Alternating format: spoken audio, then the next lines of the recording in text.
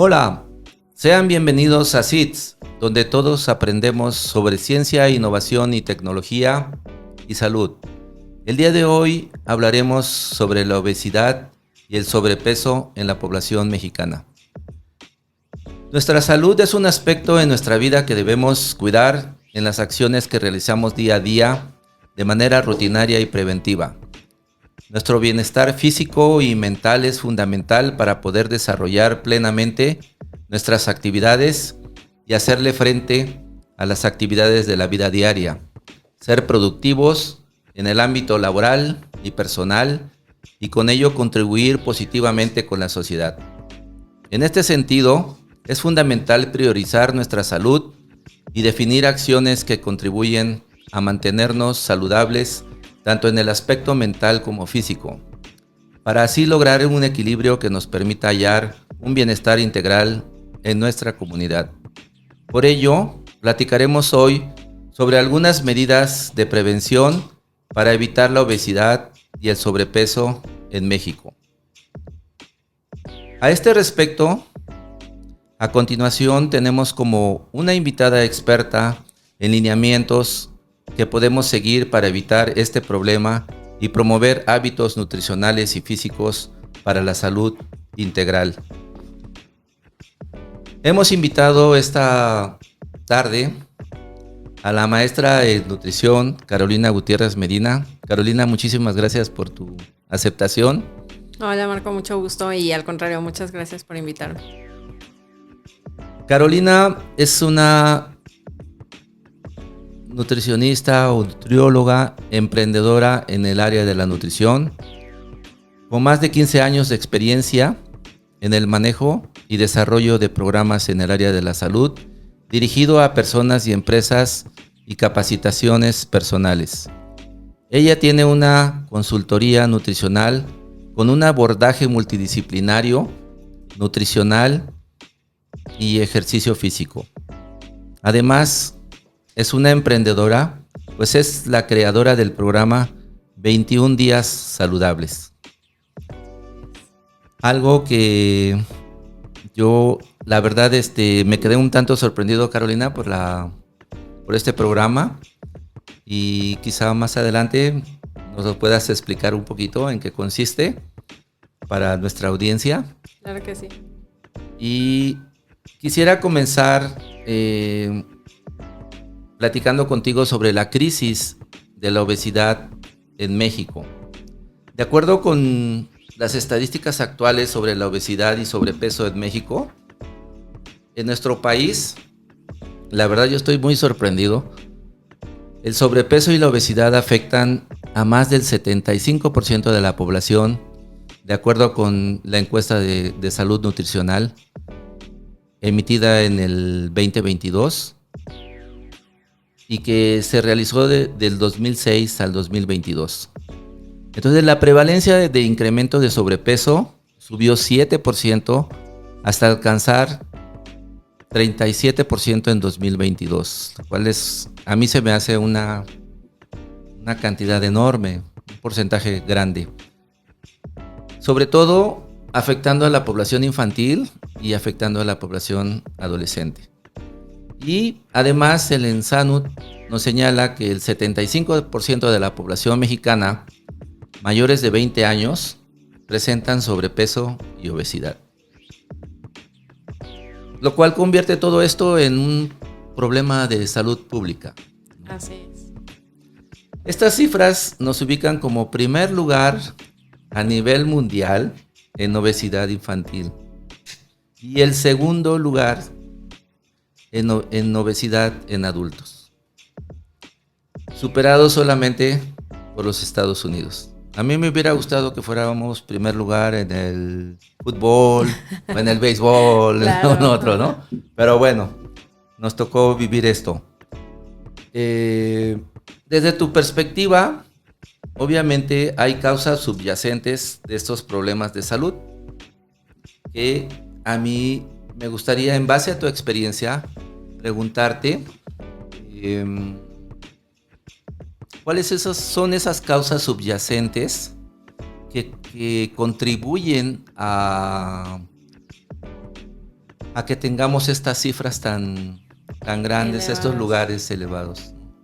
Sí, definitivamente. Lo que mencionas es súper importante porque la encuesta nacional de salud y nutrición es una encuesta muy importante que evalúa a una población muy grande en donde pues nos damos cuenta realmente cómo ha avanzado. Y además lo que dices es muy importante. A través del tiempo, a pesar de tener este conocimiento, tanto profesionales de la salud como población en general, en lugar de ir disminuyendo, ha ido incrementándose con el tiempo, ¿no? O sea, cada año los nutriólogos revisamos el ENSANUD, se hace cada 4 años, y cada vez que la revisamos decimos, ¿cómo es posible que siga incrementando este número? Y la respuesta respecto a cuáles son las causas nunca es sencilla. ¿Por qué? Porque es una enfermedad multifactorial.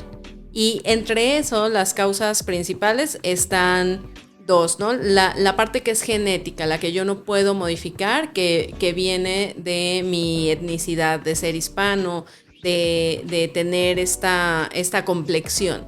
Pero hay, y se ha visto en muchos estudios, que lo que más interviene en el desarrollo de la obesidad y el sobrepeso tiene que ver con los factores ambientales, o sea, los que yo sí modifico. ¿Y cuál es el principal factor que yo puedo modificar dentro de mi gasto de energía? Pues literalmente la actividad física. Entonces, creo que el sedentarismo es una de las principales causas de obesidad hoy desde niños, y mucho más porque se ha ido incrementando con los años el uso de pantallas, de tabletas, de celulares, de videojuegos, y entonces cada vez los niños son sedentarios a una edad mucho más temprana, cuando la recomendación de movimiento para un niño de 3 a 5 años es que por lo menos haga 1 hora de actividad física diaria. A veces vemos a chiquitos que en todo el día no se paran de la tele, no se separan del celular, comen con el celular, y entonces desde muy pequeños empezamos a modificar las señales que nos da nuestro cuerpo, ¿no?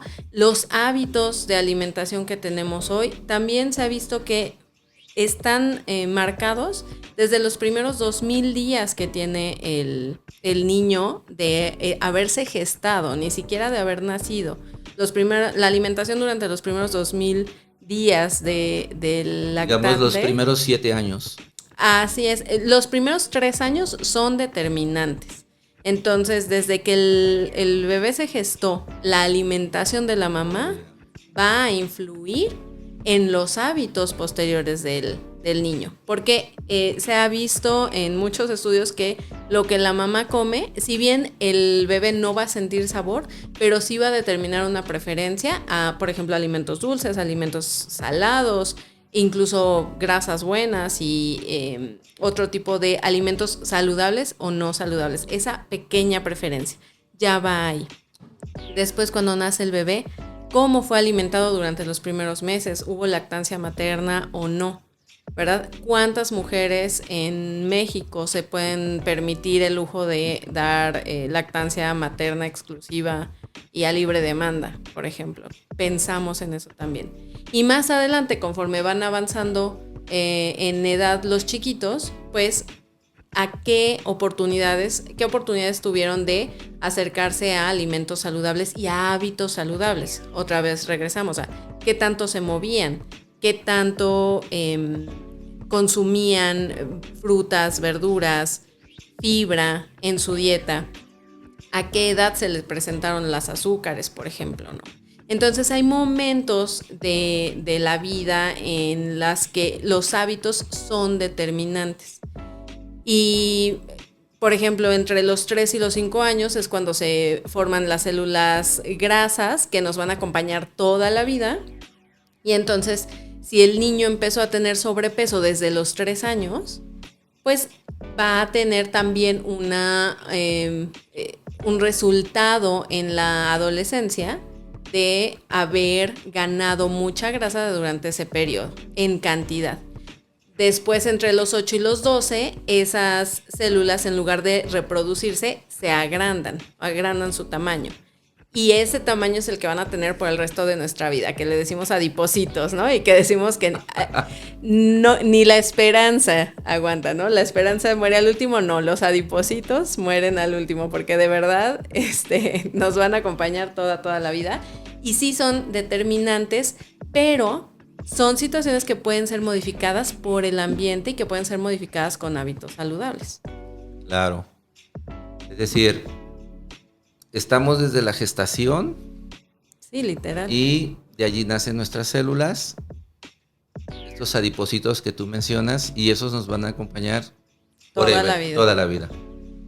Esos, aunque te pongas a dieta, aunque hagas ejercicio, abdominales, todo, ahí van a estar. Exacto. Hay otro tipo de grasa que se va acumulando durante la vida, que esa sí la puedes perder. Pero esos adipocitos no se mueren, como quien dice, no son una célula que va a morir, sino que nos va a acompañar toda la vida. Entonces, la grasa que hayamos ganado entre los 3 y los 5 años y después entre los 8 y los 12 años, prácticamente son células que van a acompañarnos siempre y que sí va a determinar que a tan temprana edad empecé yo a ganar ese peso a partir de grasa, para después cuánto trabajo me va a costar el modular mi peso, ¿no?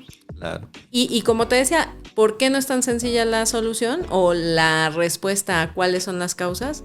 Pues porque también además va a venir la parte emocional, la carga cultural que tiene la comida en nuestro país, ¿verdad? Que también es algo muy, muy importante y un tema extensísimo, ¿no? Que podríamos llevarnos aquí otro podcast. Sí, y yo te comentaba que realmente esto se ha convertido en un problema de salud pública. Sí. Entonces, he observado como el mismo gobierno mexicano ha publicado la norma 051 en el etiquetado de las, como una de las medidas preventivas por parte de la administración pública. Ha publicado esta norma 051 en relación al etiquetado de los alimentos. Así es. Sin embargo, fue modificada nuevamente en el 2010 y en donde ya desaparecieron prácticamente las mascotas, las figuras dentro de los empaques primarios, ¿sí? Y posteriormente pues, obligaron a las empresas durante un periodo de 1 o 2 años a colocar rombos. Así es. Pero esos rombos simplemente nos dicen, bueno, está alto en calorías, está alto en grasas saturadas, está alto en grasas trans, tiene mucho azúcar o sodio. Pero en mi opinión personal, siento que solo nos indica que contiene, pero no nos especifica el riesgo que conlleva el uso de estos factores externos. Y además, el etiquetado no te dice exactamente o con exactitud cuál es la cantidad que lleva de exceso y el riesgo que conlleva. Así es. O sea, me gustaría, sí, ahora que tocaste los factores externos, pues conocer cuál es tu opinión al respecto. Si las medidas preventivas que tomaron es correcta, porque pienso, como tú lo mencionas, que es algo genético también, es más efectivo el ejercicio, llevar un plan de alimentación no bastante, pero bien controlado, que haga trabajar a todo nuestro organismo de una manera correcta. Así es. Definitivamente la solución como tal no va a ser solo eso, pero estaríamos cegándonos si dijéramos no importan las políticas en salud, ¿verdad? Definitivamente tenía que cambiar el etiquetado y tenía que dar mayor información a la población. Sin embargo, creo que sigue existiendo mucha desinformación en relación a qué es este etiquetado, tal como dices, qué significa exceso de grasas y a mí en qué me afecta, ¿no? Porque es una grasa trans. Exactamente, ¿no? O sea, ¿por qué me lo están advirtiendo? Entonces, también hace falta este conocimiento respecto a la lectura de etiquetas, pero siempre le digo a mis pacientes, eso se resuelve súper fácil y es que tu comida sea un ingrediente y no que esté lleno de ingredientes. Si tiene 1000 ingredientes que no puedes ni leer y no tienes idea de qué son, de verdad mejor no lo consumas, ¿no? ¿Qué pasa con este etiquetado? Creo que el impacto lo vamos a ver en generaciones posteriores. Te platico rapidísimo, yo trabajo también con algunas escuelas y lo vemos todos los días justamente en relación a las tiendas escolares y demás.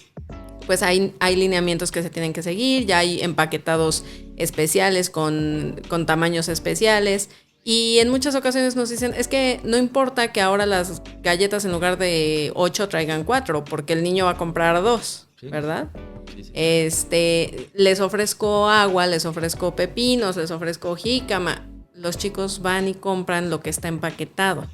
Entonces, la educación tiene que venir de todos lados, la información tiene que venir de todos lados y hoy las redes sociales también son una forma de impactar en la población. Entonces, creo que sí, las generaciones que vienen, en las escuelas hoy ya está integrado este tema de nutrición desde primer grado de secundaria, por ejemplo, desde años muy, muy pequeñitos, desde kinder y primaria empiezan a iniciarlos en esta parte de nutrición, pero entonces quiere decir que esto va a impactar años después, cuando estos chicos que han ido teniendo esta educación, pues empiecen también a poder ponerlo en práctica, porque hoy regresan a casa con una generación que no fue educada así.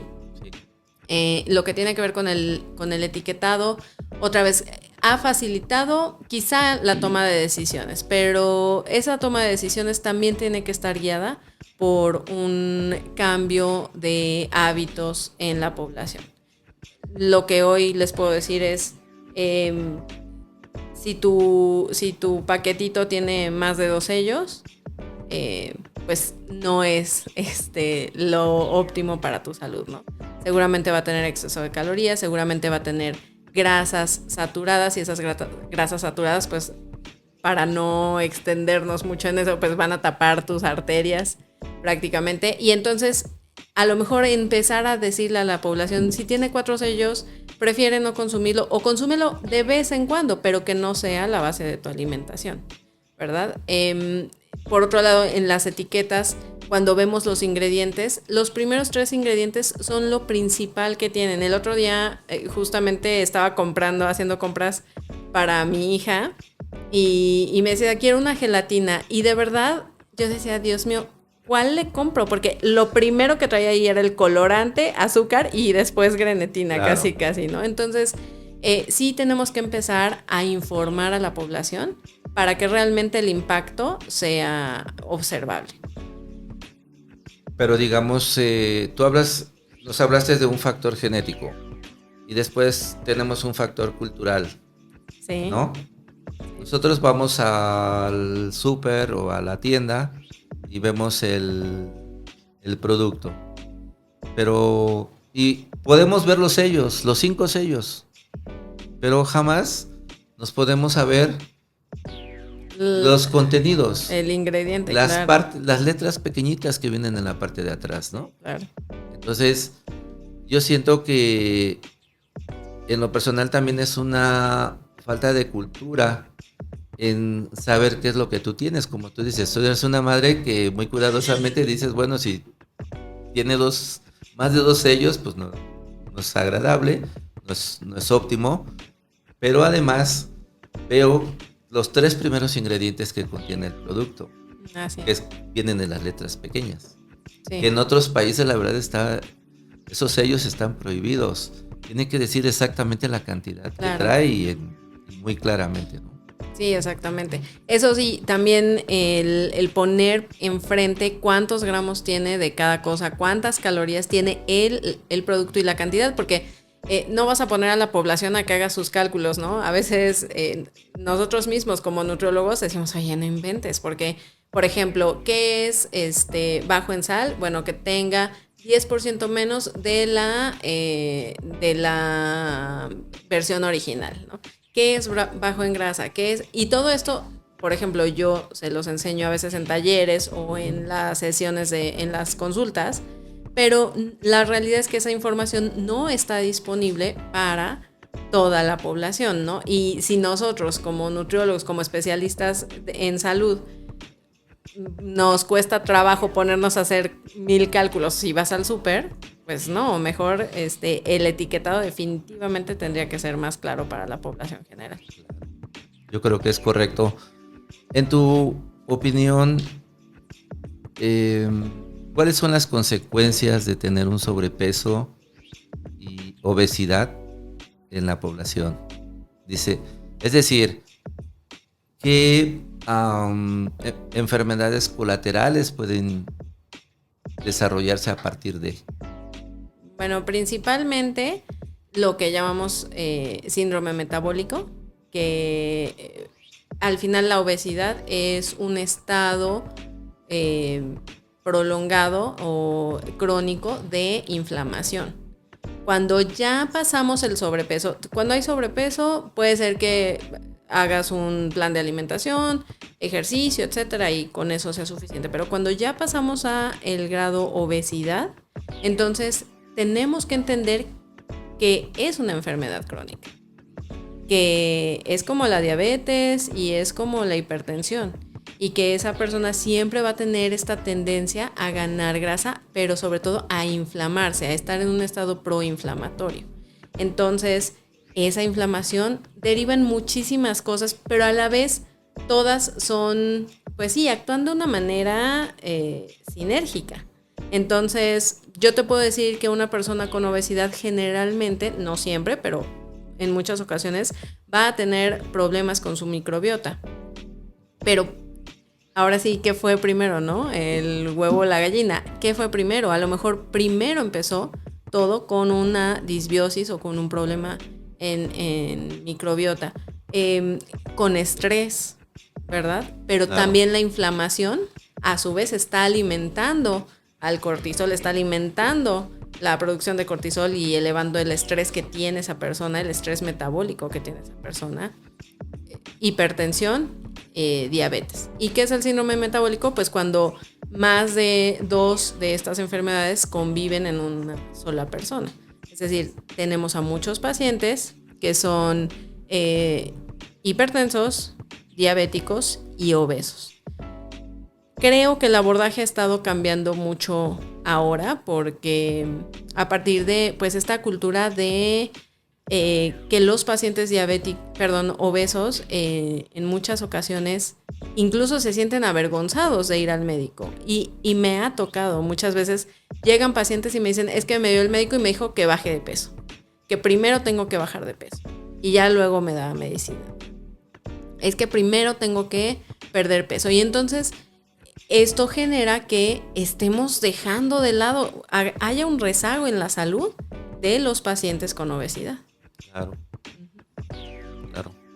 Ahora, sin embargo, dentro de nuestra cultura mexicana, pues nos gusta mucho lo fácil y rápido, ¿no? Sí. Comida rápida, chatarra, lo que llamamos chatarra, ¿no? Sí. Comidas que hacemos ahí en la calle, ¿sí? Y los malos hábitos alimenticios. En mi opinión, creo que gran parte de esto ha llegado de la misma globalización, del desarrollo de la economía a nivel mundial. Claro. Porque, como sucedió en China, digamos.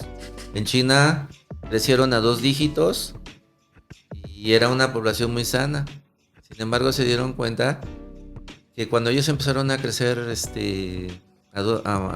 muy alto en su economía, a más de 2 dígitos, empezaron también a crecer el sobrepeso y la obesidad. Y aquí en México lo veo diferente porque no tenemos esa misma capacidad de crecimiento económico de ellos, ¿no? Sí, y definitivamente en el caso de los pacientes con obesidad a veces se nos olvida lo que te decía, esta parte cultural, pero también la parte de salud mental. Claro. ¿Verdad? Y entonces, de repente ahorita que dices de nos gusta lo rápido, a veces satanizamos al pozole, ¿verdad? Que es es riquísimo. Sí, que tiene fibra, que tiene pollito, va acompañado de verdura, pero ¿qué tal la coca? Fíjate que en una de las pláticas que di en una de las escuelas, platicaba con los papás y me decían, es que es muy caro comer saludable. Y de verdad les hice un presupuesto y les dije, con esta cantidad de dinero, ¿cuánta fruta, verdura, pollo, etcétera pueden comprar? ¿Cuánto se gastan diario en refresco y en pan dulce? Solo en eso. Y no quiere decir que nunca te puedas tomar un refresco o que nunca puedas comer un pan dulce. Pero si todos los días esa es la base de tu alimentación, entonces... Y de verdad me sorprendió muchísimo que los mismos papás, cuando me hacían la cuenta, porque les hice el ejercicio, les decía, por favor, díganme, ¿usted cuánto refresco se toma? ¿Su hijo cuánto refresco toma? ¿Su esposo cuánto refresco toma? Y de verdad gastaban muchísimo dinero solo en refrescos. Entonces, también tendríamos que estar ignorando una parte del problema si no vemos que también... lo que tú dices, ¿no? El hecho de que tengamos una población tan grande hace que los intereses económicos también sean muchos y que haya, por supuesto, un doble discurso con la industria alimentaria. Pero ¿qué hacemos si nosotros somos paneros por excelencia? Ya sé, ni modo que y el pan tiene mucha grasa trans. Sí, y los empaquetados, pero otra vez yo les digo... que tu comida sea un ingrediente. O sea, si el 80% de tu comida es un ingrediente, es un jitomate, champiñones, pollo, y tiene un solo ingrediente, como quien dice, entonces esta grasa trans que te vas a comer el domingo, pues tu cuerpo va a tener todos los elementos para eliminarla, para utilizarla adecuadamente, ¿no? ¿Qué voy a desayunar? ¿Qué voy a preferir? Y siempre les pongo este ejemplo. Una manzana y un gansito tienen las mismas calorías. Al final, la pérdida de peso es una ecuación matemática. Si tú comes más de lo que estás gastando, vas a subir de peso. Y si comes menos de lo que tu cuerpo gasta, vas a bajar de peso. Si comes lo mismo, pues te vas a quedar igual. No hay más. Es fácil y difícil, ¿verdad? Porque ya puesto en práctica. Pero les digo, o sea, un gansito y una manzana tienen las mismas calorías. No satanices el gansito, pero no te lo comas diario. ¿Por qué? Porque la manzana, además de todo, tiene agua, tiene fibra, tiene vitaminas, minerales que te van a ayudar a utilizar la energía que esa manzana tiene. Mientras que el gansito te va a dar grasas y calorías, azúcar y ya, ¿no? Entonces, a veces...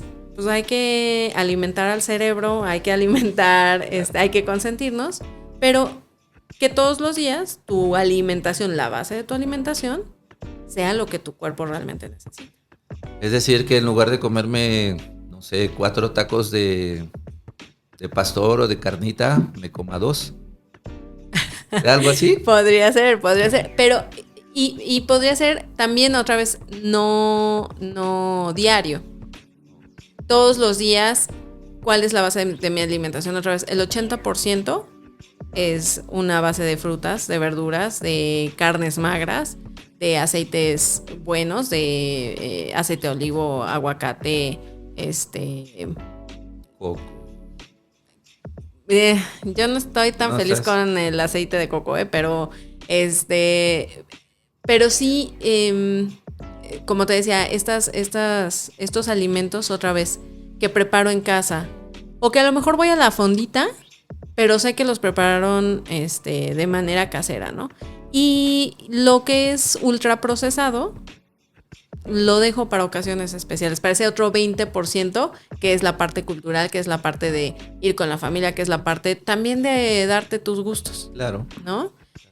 Creo que ahí está la clave en ese equilibrio, y sin embargo sabemos que ese cambio de hábitos, ese paso a que eso ya se vuelva un hábito en tu vida, creo que es donde más trabajo está costando, y de hecho actualmente se está formando en el Instituto Nacional de Salud Pública un equipo multidisciplinario para atender a pacientes con obesidad y para estudiar, como quien dice, cómo lograr ese cambio de hábitos permanente y sostenible. Porque creo que ese es otro de los problemas. Muchas veces llegan con el profesional de la salud y a veces, al menos el abordaje anteriormente era, bueno, tiene que dejar de comer esto, esto y esto. Y te dicen todo lo que tienes que dejar de comer. Lo que no te dicen es lo que sí puedes comer, ¿verdad? O en muchas ocasiones sigo otra vez a un influencer, a alguien en redes sociales, una recomendación en redes sociales, en donde me dicen que deje de comer carbohidratos, que quite todas las grasas, pero eso que tanto se adecua a mi estilo de vida, a mi forma de vida, que tanto lo voy a poder llevar. O a veces nos mandan alimentos que están riquísimos y todo, me mandan a hacer mis hotcakes saludables, ¿verdad? Me dicen, no, ya no comas pan dulce, come tu panqué hecho de avena, etcétera, etcétera. ¿Qué tanto tiempo tengo? ¿Verdad? Entonces, creo que sí, ese cambio de hábitos tendría que ser a partir de algo muy sencillo que podamos implementar en la población en general. Claro. Carolina, cuéntanos algo. Yo sé que tienes muchos pacientes que pues obviamente tratan de tener buenos hábitos alimenticios. Algunos testimonios, casos de éxitos o que no han tenido éxitos. ¿Y cuál podría ser la razón de que no hayan tenido éxito? ¿Y cuál los que sí han tenido éxito? Fíjate que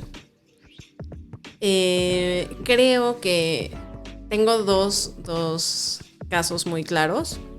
Uno de ellos es un paciente. Este paciente era de muy, muy bajos recursos. De hecho, llegó a nosotros cuando yo estaba en el Consejo para el Manejo de la Obesidad. Y éramos un médico, psicólogo, nutriólogo atendiendo a un solo paciente. Entonces, era de muy bajos recursos. Traía glucosa muy descontrolada, obesidad, y de verdad que la educación nutricional la siguió al pie de la letra. En pocos meses logró controlar su glucosa, perdió el peso y le estuvimos dando seguimiento generalmente a pacientes que ya tienen dos morbilidades que conviven. Los vemos cada 6 meses para darle seguimiento, ¿no? Entonces 6 meses seguía bien, 6 meses al año seguía bien. Le dije, platícame por favor cómo le estás haciendo, porque hay mucha gente que no logra eso. Y literalmente me dijo, doctora, tengo 2 hijos y ellos son mi motor y no hay, si yo no estoy, no va a haber quien vea por ellos, no va a haber alguien que vea por ellos, ¿no? Entonces, la motivación de esta persona se volvió el motivo de su disciplina. Dejó de ser una motivación para volverse una razón, ¿verdad? Y la verdad es que tengo muy buenas experiencias con pacientes que logran hacer ese cambio de hábitos. Creo que a partir, como platicamos hace unos momentos al inicio, en este programa de 21 días saludables, no quiere decir que en 21 días cambian por completo, pero sí son suficientes para que tu cuerpo se sienta bien. Sí son suficientes para acercar al paciente a cómo es una vida manejando el estrés, controlando o mejorando lo que comes, mejorando tu microbiota y haciendo ejercicio, integrando la actividad física. Y cuando tú te sientes bien, tu cerebro empieza a generar nuevos recuerdos y nuevas experiencias positivas que se relacionan con el ejercicio, con la dieta de manera positiva. Lejos de decir, es que la dieta es restricción, es que el ejercicio me duele, es que en lugar de ser algo positivo, para mí es un motivo de estrés. Y entonces cuando nos acercamos desde esa perspectiva es mucho más fácil apegarnos a un nuevo hábito. Creo que en los casos en los que no hemos tenido éxito, el paciente y yo, ¿verdad?, en ese tránsito de hábitos saludables, uno es porque nuestra motivación es pasajera. Me quiero poner el vestido, me voy a casar, sí, tengo que entrar en el traje y demás. Y entonces cuando llega esa meta, pues ya, digo, ya nada más esto. Pero cuando yo todo el tiempo estoy pensando en que mi recompensa es dejar de estar a dieta, dejar de hacer ejercicio, dejar los hábitos que estoy construyendo, pues difícilmente voy a lograr un cambio permanente. Entonces siempre existe una motivación. Claro. Pero de lo que nos has comentado, lo más importante es la disciplina. Y la constancia. Yo lo que les digo es, empieza con una motivación a largo plazo. O sea, no te pongas una fecha, no digas mi motivación es lo que te digo, me voy a casar, ¿no? No, mi motivación es quiero sentirme bien. Es muy diferente. Porque entonces cuando lo logras, check, ¿no? Pero cuando quieres bajar 10 kilos en un mes, no lo logras, o si lo logras es muriéndote de hambre, pues por supuesto que tú ya nada más estás pensando en el fin de semana que ya no vas a estar a dieta, ¿verdad? Y entonces convierte esa motivación en el motivo de tu disciplina. Mi motivación era querer sentirme bien, no estar enfermo, longevidad, ser más fuerte. Ahora depende de mi disciplina el mantener esos logros que estoy teniendo. Y entonces ahí es cuando la disciplina se presenta y te presentas a entrenar y te presentas a prepararte la comida y dices no al alcoholito y demás, porque tú sabes lo que te costó llegar hasta allí. Qué bueno que mencionas esto del alcohol.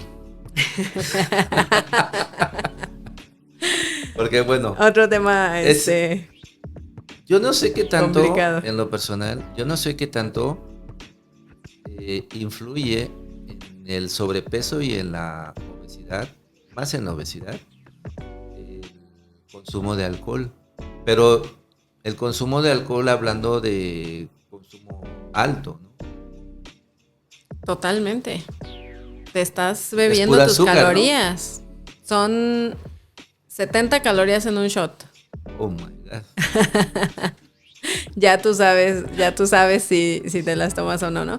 Ahora, ¿cuántos te tomas en una salida con amigos? ¿Y con qué lo acompañas? ¿Lo acompañas con agua mineral o lo acompañas con refresco? ¿Cuánto refresco te estás tomando? Y son calorías vacías porque no le ofreces a tu cuerpo nada más que energía. ¿Y qué sugieres entonces? ¿Tomarlo con agua mineral o agua simple? Como profesional de la salud no lo recomiendo. Pero no recomiendas tomar alcohol. La verdad no. O poco. ¿Un shot?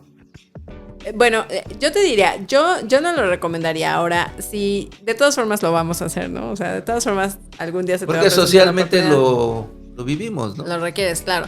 Entonces, si un día vas a salir, una muy buena opción es una cervecita, por ejemplo, una copita de vino, pero otra vez, o sea, la copita de vino, así, pero de todas formas, calorías son calorías, ¿no? O sea, de todas formas, digamos, siempre les digo a mis pacientes, pues ese día no vas a lograr tu meta de déficit calórico, ¿no?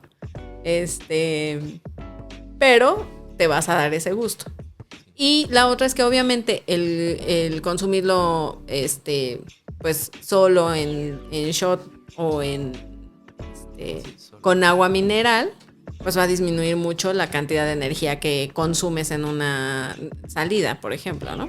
Es lo que me decían algunos amigos, ¿no? Porque a mí me gustaba tomar ron, ahora ya no lo tomo.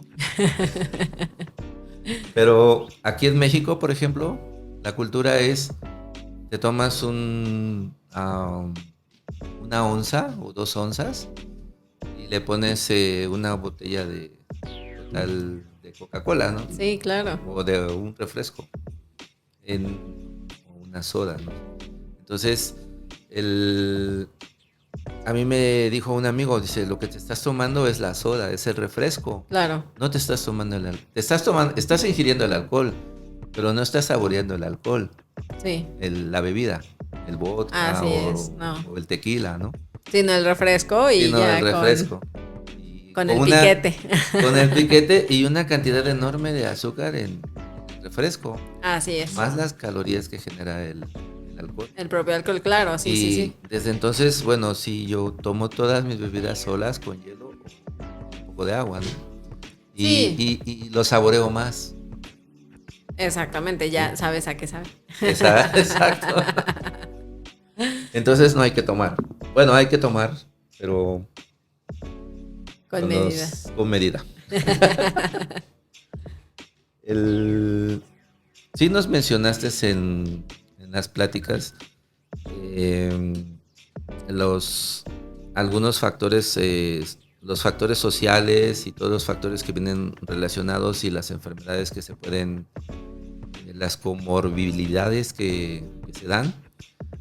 Pero esto se ha convertido en como lo platicábamos antes, en un problema de salud pública. Sin embargo, estudiando un poquito los programas que tiene el gobierno, los programas que tiene la Secretaría de Salud, como el Prevenims, el Preveniste, etcétera, no son tan claros en cómo educar a las personas en su alimentación y qué tipo de apoyo reciben, porque la misma Secretaría de Salud no es capaz de cubrir toda la población. Sí. ¿No? Sí, definitivamente. De hecho, los programas de salud casi siempre bajan a la población a través de educación. Entonces, educación es quien se encarga de bajar estos programas a las escuelas, que es la manera de llegar a la mayor población posible. Incluso otra vez a las escuelas llegan campañas de vacunación, campañas de lavado de manos y campañas de alimentación saludable. Entonces, definitivamente las políticas tienen que cambiar, pero otra vez volvemos a, la respuesta es fácil y difícil. La respuesta a por qué es muy compleja, porque incluye muchísimos factores que, otra vez te digo, de verdad, podríamos estar aquí un grupo de especialistas debatiendo además de todo, ¿no? Porque habrá quien esté de acuerdo y quien no esté de acuerdo conmigo, ¿no? Pero es muy sencilla la respuesta y no necesita de tantas complicaciones. Si tú comes saludable y evitas los ultraprocesados, ¿comer saludable a qué me refiero? Ve tu plato, acostúmbrate a ver cómo se ve tu plato. Y hay una fórmula muy sencilla, ¿verdad? Si no tienes cómo ir a un nutriólogo, si no tienes una dieta especializada, si no tienes ni idea de por dónde empezar, empieza la mitad de tu plato que sea verduras o fibra, frutas, verduras. La otra mitad que sean cereales, ¿verdad? Todos los derivados de trigo, maíz y granos. Y la otra cuarta parte que sea, una cuarta parte de cereales, una cuarta parte de proteína. Ve tu plato, ¿cómo se ve? ¿Está lleno de verdura o está lleno de grasas o está lleno de proteína? Porque también a veces sobreestimamos la proteína que necesitamos y entonces nos comemos una carne de este tamaño, que además de todo viene con grasita y todo, un corte tremendo. Lo sabroso. Sí, lo rico. Y nos sirven la verdura así y con crema, ¿no? Además de todo. Ok, Carolina. Entonces, veía que el plan de alimentación y obviamente mejora la calidad de vida y esto evita el sobrepeso y también la obesidad en la práctica diaria. Y nos mencionabas que uno de los factores primordiales era la motivación y la disciplina. Así es. Y desde luego yo creo que también el apego al al programa de alimentación, como tú lo mencionabas, y que uno lo podía hacer de manera muy sencilla si no tenía acceso a un nutriólogo. Sí, exactamente. ¿Sí? Entonces, yo te quería preguntar qué papel juega el metabolismo, el trabajar, porque hablabas de que se inflamaban las células, Así ¿no? es. ¿Qué papel juega el metabolismo, el acelerar el metabolismo a través del ejercicio físico en la disminución de el sobrepeso y la obesidad? Todo tiene que ver. Mira, muchas veces decimos, es que mi metabolismo es lento. Ajá. Bueno, la manera de acelerar tu metabolismo es justamente a través de la actividad física. Sí. Entonces, conforme vamos creciendo el metabolismo, al final se conforma de, otra vez, factores genéticos y factores ambientales. Los factores genéticos pues los va a determinar tu edad, tu sexo y creo que está nada más, sí, edad y sexo. Entonces, de acuerdo a eso, conforme vas avanzando en edad, vas gastando menos energía solo por existir. O sea, yo sentada o dormida incluso estoy utilizando energía y en un día voy a gastar un número de calorías, ¿no? Voy a utilizar un número de calorías. Ahora, a eso, ¿cómo puedo yo modificar ese metabolismo? Pues a través de la actividad física. Ese es el factor ambiental principal que yo puedo modificar sobre mi metabolismo. Además, por uno mismo. Así es, sobre el que tengo decisión. Entonces, pues es muchísimo lo que podemos hacer. Y la otra es que se ha visto en muchísimos estudios que el entrenamiento de fuerza, la masa muscular es un tejido que es metabólicamente activo, es decir, que todo el tiempo está gastando energía. ¿Sí? Entonces, cuando aumentamos masa muscular, cuando ganamos masa muscular a través del entrenamiento de fuerza, pues también ese metabolismo se va a ver beneficiado, ¿no? Claro. Entonces, definitivamente la actividad física no debería ni siquiera ser una elección, sino tendría que ser obligatorio para todos. Yeah. Porque todos necesitamos movimiento, todos los seres humanos necesitamos, y todos los seres vivos necesitamos movimiento. Ahora me gustaría preguntarte cómo logras tú motivar a tus pacientes, disciplinarlos, ¿no? Para llevar a cabo y apegarse al plan de nutrición para mantener una vida saludable. Fíjate que hubo algo muy importante en mis más de 15 años de experiencia que fui aprendiendo con, pues sí, justamente al ir tratando cada vez a más pacientes. Y algo muy importante que me di cuenta es que yo no podía hacerlo todo, ¿verdad? O sea, yo le podía hacer la mejor de las dietas, diseñársela a que le quedara como traje desastre. Pero tenía que haber una corresponsabilidad de parte del paciente, ¿no? Y la otra cosa es que no todo tenía que ver con la alimentación. También tenía que ver con cómo se sentía el paciente, con cómo estaban sus circunstancias personales, con qué era lo que le estaba provocando el seguir un plan de alimentación. ¿Le generaba más estrés? ¿Le generaba ansiedad? Le provocaba incluso esta sensación de fracaso, ¿no? Constante, de decir, es que hago la dieta y no, y cada que llego al consultorio me dice que no bajé de peso, y cada que llego al consultorio me sube a la báscula, y de verdad que empecé a darme cuenta que era un tema en la consulta el hecho de pesar a los pacientes. Entonces creo que hay algo clave en este programa que para mí ha sido exitoso, y es, uno, abordar también la parte emocional del paciente. Trabajo junto con psicólogas que se dedican justamente al manejo del estrés, y entonces les damos herramientas para que manejen el estrés diario, pero también el estrés que te provoca el entrar en un cambio, el que sea, ¿no? Pero en este caso un cambio de hábitos. Entonces, manejarlo desde la parte emocional, muy importante.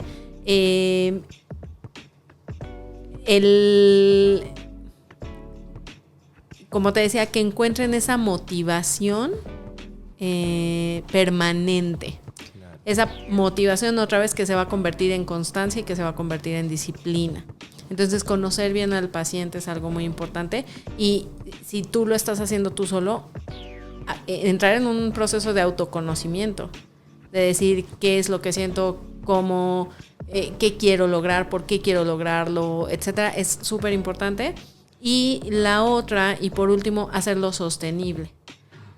Entonces, otra vez te decía, a lo mejor yo le hacía unas dietas deliciosas, ¿no? O sea, hazte tus pancakes, matcha, y les ponía, no sé, alimentos muy, o recetas deliciosas, pero que el paciente nunca las iba a ejecutar. Entonces, hacer muy sencillas las guías, porque al final yo no soy quien lo ejecuta, yo solo soy una guía para que logres ese cambio de hábitos. Y entonces, hacer esa guía muy, muy, muy sencilla,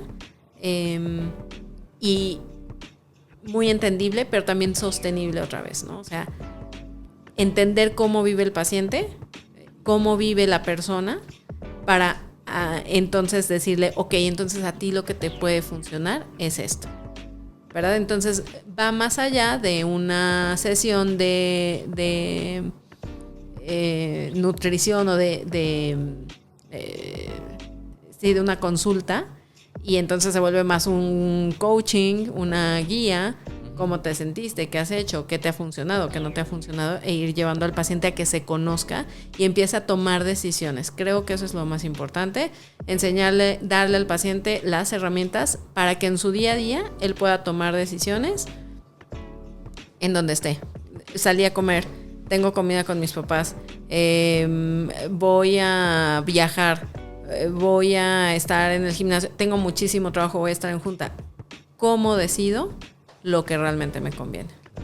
¿Es esto parte del programa que tú desarrollaste de 21 días? Así es, así ¿sí? Es. Obviamente estos 21 días son, otra vez te decía, una probadita en donde vamos integrando estos hábitos de autoconocimiento, de afirmación, de que el paciente encuentre esa motivación. Son 21 días para que el paciente se conozca, encuentre esa motivación, controle el estrés, y entonces ahora sí empieza a tomar estas decisiones positivas, empieza a integrar la actividad física desde un punto de vista donde te aporte algo, no te quite tiempo, no sea otra carga más, otra actividad más que tienes que integrar a tu vida, sino desde un punto de vista en donde tú quieres, el ejercicio te está dando algo, te está reportando un beneficio. Y es algo que tú nos mencionabas hace un momento, de que en la parte física tienes que hacer algo que realmente te guste, que tú ames hacer, ¿no? Así es, efectivamente, encontrar, y te digo, de verdad este cambio de hábitos es un trabajo de autoconocimiento, porque cuando tú encuentres eso que te encanta hacer, si te gusta bailar, baila, si te gusta correr, corre, si te gusta hacer CrossFit, como me estabas platicando, haz CrossFit, pero algo que no te dificulte el proceso, sino que te lo facilite, ¿verdad? Y hay un libro que me gusta muchísimo, que es el de Hábitos Atómicos, y justamente nos habla de cómo el repetir cambios muy pequeñitos, como el hecho de tomar agua todos los días, podría verse como algo lo más sencillo, la recomendación que todo el mundo te da, lo que todos sabemos que tenemos que hacer, y sin embargo el hacerlo todos los días, durante 365 días del año, decir hoy me voy a tomar 2 litros de agua, hoy me voy a tomar 2 litros de agua, hasta que sea tu hábito, al final de ese año tú vas a ser una nueva persona y vas a ser una mejor persona. Ejercicio, hoy voy a salir 10 minutos, hoy me voy a mover 10 minutos, mañana 15, 20 minutos. 20 minutos es lo máximo que puedo hacer, pero lo voy a hacer todos los días. Te aseguro que vas a tener un beneficio. Y esto, me lleva a otro de los puntos de este programa, y que creo que es muy importante recalcarle a los pacientes, que es justamente los beneficios que van a tener además de la pérdida de peso. No evaluar únicamente sí perdió peso. Peso de verdad cambia todos los días.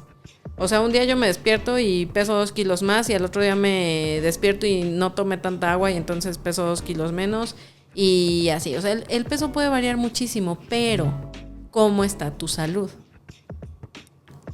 ¿Qué otros beneficios? Oye, no estoy tan estresado, ya no estoy tan inflamado. Como y no me inflamo y me tengo que desabrochar el pantalón. Mi piel está hidratada. Y creo que esos 21 días que digamos que les damos de pruebita a los pacientes, eso es lo que los engancha. El tener esa motivación permanente de sentirse bien y lograrlo. Lograr no bajar de peso, lograr sentirse bien, mejorar su digestión, sentir que su piel, su cabello, todo se va transformando. Tú mencionabas algunos pacientes pues les apenaba o no les gustaba ir al nutriólogo por la misma situación que ellos vivían de sobrepeso. Así es. Sin embargo, ahora que nos lo explicas, que también incluyes la parte mental y te apoyas también en la parte psicológica. Claro.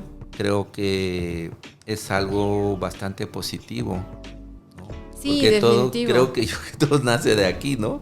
Totalmente. Y creo que con el tiempo nos hemos ido dando cuenta de que el abordaje con el paciente con obesidad tiene que cambiar para que verdaderamente esté en sus manos el hacer ese cambio de hábitos que necesita. ¿Y qué consejos nos podrías dar para nuestra comunidad que tiene ese problema de sobrepeso o a lo mejor que son obesos, para pues romper esa barrera psicológica a lo mejor, ¿no? Creo que lo más importante es otra vez conocernos y realmente encontrar el por qué queremos hacerlo y que ese por qué no esté relacionado con tu peso.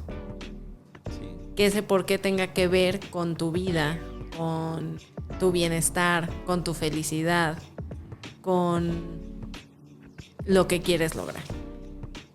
Creo que eso es muy, muy importante. Carolina, ¿quieres agregar algo más pues, para la comunidad? Pues simplemente sí me gustaría recalcar el hecho de que si tú hoy dices, tomas la decisión y empiezas a moverte, empiezas a hacer cambios en lo que tomas, en lo que hay en tu refrigerador, en lo que tienes disponible, en las compras que haces en el supermercado. Hoy empiezas, en un mes vas a estar viendo cambios que tal vez no van a tener que ver con tu peso, tal vez no vas a bajar 10 kilos en un mes, pero te vas a sentir mejor definitivamente. Y es más, hasta les aseguro que en su bolsillo. Ahora, yo he estado viendo tus redes sociales y he visto que realmente has estado desarrollando mucho running, sí, mucha carrera. Sí. ¿Cómo nace todo eso? Porque yo te conocí a ti como nutrióloga. Sí, no sabíamos esa parte. Pero ahora estás corriendo hasta un maratón, ¿no? Sí, padrísimo. Fíjate que, pues obviamente la actividad física siempre es parte o debería ser parte de la vida de alguien que se dedica a la salud, ¿no? Y que la quiere promover. Así que siempre estuve intentando, ir al gimnasio, hacer algo. Y creo que ahí fue donde me di cuenta, porque yo era mi propia paciente, que no había hecho ese camino de autoconocimiento y de realmente hacer conciencia de lo que estaba haciendo, ¿no? Entonces iba al ejercicio, iba al gimnasio, lo dejaba, de pronto me ponían a hacer cardio, 50 minutos me ponía el entrenador, ¿no? 50 minutos cardio, etcétera. Después me certifiqué como coach fitness y bueno, yo hacía mis rutinas y todo, pero no me encantaba, hasta que encontré una comunidad de mujeres que que me motivaron a empezar a moverme, empezar a correr, y creo que eso me hizo clic, y yo dije, es que lo que necesitamos son decisiones otra vez sostenibles. Claro. ¿Por qué yo no había podido apegarme a ningún ejercicio? Pues porque no me gustaba. Porque para mí representaba tener que salir de mi casa, ir al gimnasio, estar allí 1 o 2 horas, regresar, tener pendientes y demás. ¿Qué hice? Fui simplificando esas decisiones. Entonces compré una caminadora y empecé a salir a caminar.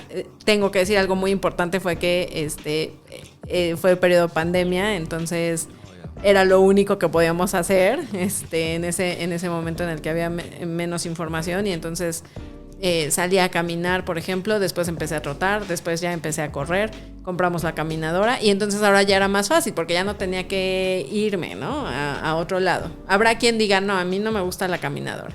A mí eso me facilita la decisión diaria de moverme, ¿verdad? Y después el conocer a estas mujeres de Woman Up, en donde muchas mujeres que también tienen trabajos de tiempo completo, que son mamás, que están desarrollando muchos proyectos, además de todo, están logrando muchas metas en el correr, ¿no? A mí me empezó a encantar, y eso fue lo que me permitió levantarme todos los días y decir, hoy si no corro, ese es mi tiempo para mí, es el tiempo en el que resuelvo mi vida, el tiempo en el que me dedico, esa hora, ¿no?, que yo corro en el día. Entonces, esa es otra recomendación. Encuentren algo que les encante, algo que amen, que otra vez te decía, si quieres bailar, si quieres hacer CrossFit, si te gustan las clases, si te gusta las artes marciales, lo que sea, pero que sea una decisión que todos los días te dé gusto tomar. Sí. Acabas de regresar de Chicago, de un Sí. maratón, y vi cómo te estabas preparando, y ¿nos puedes contar cómo te sientes? Muy, muy feliz. Te puedo decir que muy feliz. Verdaderamente, este camino de prepararme para el maratón fue un camino de otra vez. Y regreso porque de verdad es tan importante, de autoconocimiento. Incluso de superar límites que yo sentía que no podía. Cuando hablaba con mi coach, le decía, es que no sé cómo voy a lograr, si lo máximo que he corrido son 28 kilómetros, no sé cómo voy a lograr los otros que me falten, ¿no? O sea, los otros 14 kilómetros, todavía me van a faltar 14 kilómetros, ¿no? O sea, yo decía, ¿cómo? Y me decía algo muy importante, y era, confía en tu entrenamiento y mantén el paso. Mantén el paso cuando estés cansada, cuando digas ya no puedo más, mantén el paso. Y te puedo decir que fue una experiencia muy, muy gratificante, desde el proceso en el que salí seleccionada y demás, pero también el ver que justamente toda esa preparación, alimentación, suplementación, horas verdaderamente que dedicas a la disciplina, rindieron frutos. Terminé entera el maratón. No me sentí mal, nunca me dio un calambre, me recuperé muy bien. Bueno, regresé, lo corrí el domingo, hoy ya estoy aquí. Gracias. Y de verdad que para mí fue muy gratificante el ver lo que tu cuerpo es capaz de hacer cuando te pones una meta y sabes y sientes que la vas a lograr. No solo eso, cuando le pones todo el trabajo y la constancia que se requiere. Y el ¿no? amor. Y el amor, sí, de verdad que sí, o sea, es amor al running, es amor al running. Es algo que, en mi opinión personal, creo que deberíamos de aplicar no solo en el running, en la actividad física, sino en nuestra propia vida, ¿no? Totalmente, te puedo decir que el aprendizaje que he tenido en esta preparación es para todos los ámbitos de mi vida, verdaderamente. Bueno, Carolina, pues te queremos dar las gracias por compartir tu tiempo esta tarde. Al contrario, realmente muchas fue gracias una a plática ustedes. muy enriquecedora, y hemos aprendido bastante de ti. Muchísimas gracias Muchísimas por gracias. invitarme y por dejarme platicar un poquito de esto que me apasiona. Ok, muchas gracias. Gracias a ti, que estés muy bien.